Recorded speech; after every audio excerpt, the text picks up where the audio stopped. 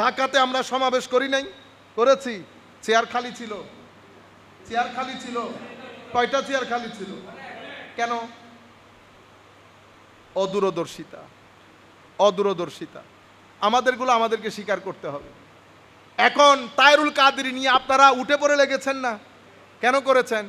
কারণ ওইটা যেন ধামাচাপা পড়ে যায়, ওইটা নিয়ে যেন কেউ প্রশ্ন না তুলে।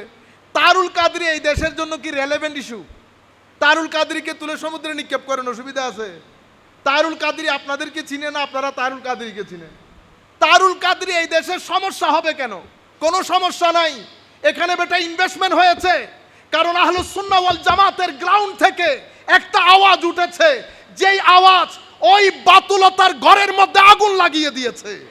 তারা চায় এই আওয়াজকে বন্ধ করে দিতে। এই আওয়াজ যদি বন্ধ করে দেওয়া যায়, আহলুস সুন্নাহ ওয়াল জামা আগামী 100 বছর পর্যন্ত দাঁড়াতে পারবে না। দাঁড়াতে যে পারবে না, সেটা ঢাকার সমাবেশের মধ্যে পুরো বাংলাদেশের মানুষ দেখেছে। 1-1.5 হাজার মানুষ, আমাদের সমস্ত তরিকতের লোক স্টেজের মধ্যে বসা, কোনো মানুষ যায় নাই। পৃথিবীর মানুষ দেখেছে না? বাতেলরা দেখেছে না? তারা জানে এই ব্যক্তির গলার আওয়াজ বন্ধ করে দিতে পারলে আমাদের সামনের যাত্রা অনেক মসৃণ হয়ে যাবে। তারা যাকে টপ লিস্টে রেখেছে তার বিরুদ্ধে আপনারা পিছনে লেগেছেন। আপনারা বেটা পিছনে লাগলেও কোনো কিছু যায় আসে না, না লাগলেও কোনো কিছু যায় আসে না। কেন? মানুষ বলবে 1,500 মানুষ। কি বলবে? 1,500 মানুষ। বলে লাভ নাই, আপনি কিন্তু 1,500 মানুষ। আপনারা বুঝতে পেরেছেন? এই একটা জিনিসকে ধামাচাপা দেওয়ার জন্য তায়রুল কাদরি। আমি আসার আগে এগুলা ছিল। আমি আসার আগে জমিয়তুল ফালার বক্তব্যের আগে এগুলা ছিল। জমিয়তুল ফালা ময়দানে শুহাদায়ে কারবালা মাহফিলের ইতিহাসের মধ্যে এত মানুষ হয় নাই। বাতেলের ঘরে আগুন লেগে গেছে। কিসের কারণে এত মানুষ? সম্মানিত ভাইয়েরা, তখন আমাদের ভিতরে কিছু ভাইয়ের পেছনে এরা টাকা খরচ করেছে। যদি পরিস্থিতি বাধ্য করে একজন করে নাম বলে দেব। যদি পরিস্থিতি বাধ্য করে এমন জায়গা থেকে এমন কথা বলবো, আল্লাহ রাসূলের ইজ্জতের কসম, ঘর থেকে বের হইতে পারবেন না। ঘর থেকে বের হইতে পারবেন না। কিচেন থেকে শুরু করে বেডরুম পর্যন্ত খবর সিনার ভিতরে আছে। শুধুমাত্র সুন্নিয়তের তরুণ প্রজন্ম ফ্রাস্ট্রেটেড হবে, ভুল বুঝবে, শিক্ষিত সমাজ সুন্নিয়ত বিমুখ হবে বিদায় চুপ করে থাকাকে কখনো দুর্বলতা মনে করবেন না। আপনি যে বাদ পড়ে গেছেন সেটা সমাবেশ প্রমাণ করে দিয়েছে।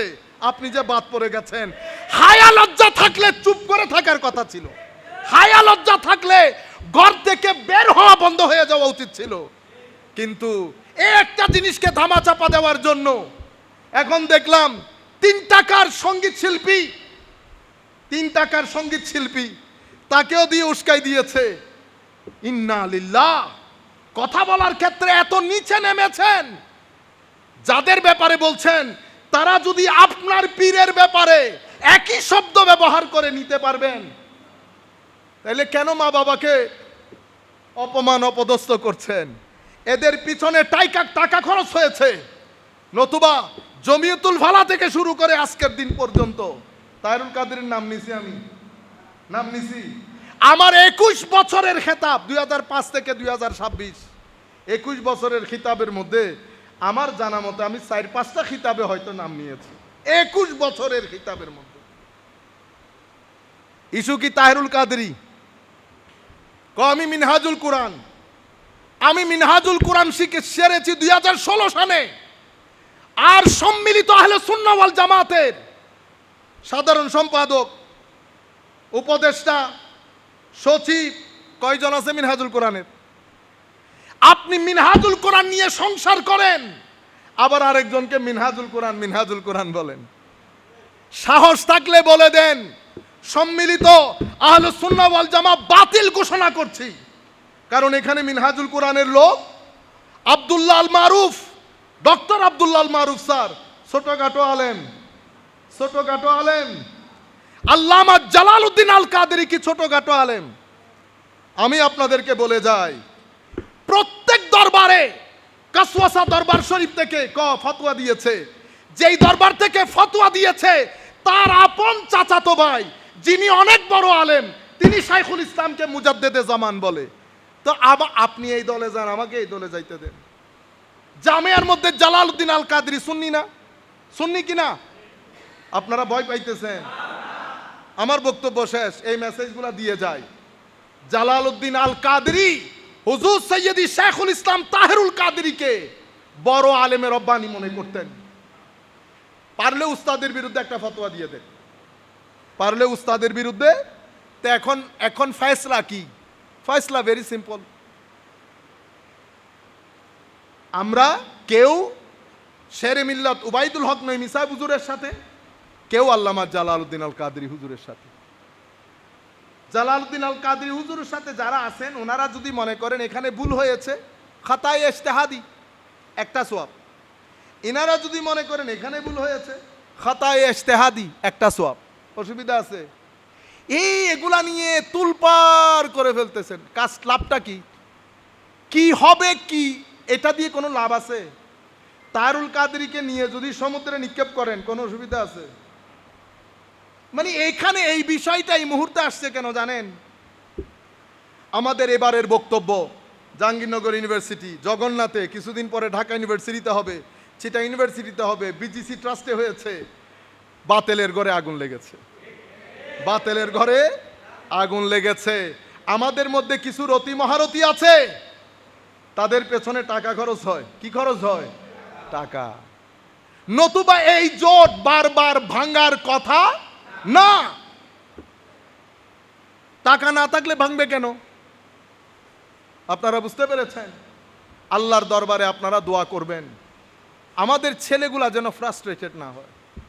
দুঃখ লাগে যারা কলেজ বিশ্ববিদ্যালয়ে পড়ে তারা আমাদের থেকে বিমুখ হয়ে গেছে। সুতরাং এগুলা বলে আর কি জবান? তা আপনারা কি মারামারি করতে চাইতেছেন? তা আপনি ব্যবহার করছেন, বেটা আমার ছেলে পুলে গালি জানে না, এরা কি বাংলাদেশের বাইরের লোক? আরেক বাইল্লা মৌলবী বলে ঢাকার মসজিদের মধ্যে বসে 3 টাকার মৌলবী, জবান দেখেন। তা আমাদের ছেলেগুলা কালকে যদি তোরে বলে ইন্না লিল্লাহি ওয়া ইন্না ইলাইহি, আমি প্রত্যেক রেসপেক্টিভ যারা দায়িত্বরত তাদেরকে বিনয়ের সাথে অনুরোধ করব, আপনারা হয়তো বুঝতে পারছেন না, সকালবেলা খতমে বুখারীতে যান, রাতের 10টার সময় ঘরে ফেরত আসেন খতমে বুখারী পড়ে। এই খতমে বুখারীর মধ্যে বাংলাদেশের তরুণ প্রজন্ম কোন রাস্তায় হাঁটছে আপনারা জানেনও? কারণ 11টার সময় খতমে বুখারী পড়ে ঘরত আসেন। আপনি কেমনে জানবেন? এই 11টা থেকে খতমে বুখারী শুরু হয় ভাই, রাতের 10টা 11টা পর্যন্ত খতমে বুখারী পড়ি। এরপরে ঘরে এসে আমি কেমনে জানবো বাংলাদেশে কি হয়? সবাই বসে খতমে বুখারী পড়ি একসাথে। এতগুলো অরাজকতার মধ্যে এখানে কোনো তরবিয়ত নাই। আপনারা বুঝতে পেরেছেন? বাইরে কে কি করছে না করছে বাদ দেন, নতুন ভাবে কাজ শুরু করেন। এই প্রজন্ম কেন বিমুখ হচ্ছে এগুলো আমরা ফাইন্ড আউট করি। নতুবা আমার মতো লোক 100 জন চলে গেলে কি হবে? সুন্নিয়তের কোনো ক্ষতি হবে? কোনো। আরে ভাই ইমাম গাজালি চলে গেছে, সুন্নিয়তের ক্ষতি হয় নাই, আমি কোন পুকুরের মাছ? বুঝতে পেরেছেন? সুতরাং আপনারা সবাই মিলে ঐক্যবদ্ধ হয়ে, সামান্য মতের অমিল এটা থাকবে, ঐক্যবদ্ধ হয়ে অ্যাক্টিভ চিন্তা করেন। ছেলেগুলাকে কি করে আপনার ভিতরে রেখে দিবেন সেই চিন্তা করেন। আদব শিখুক, তরবিয়ত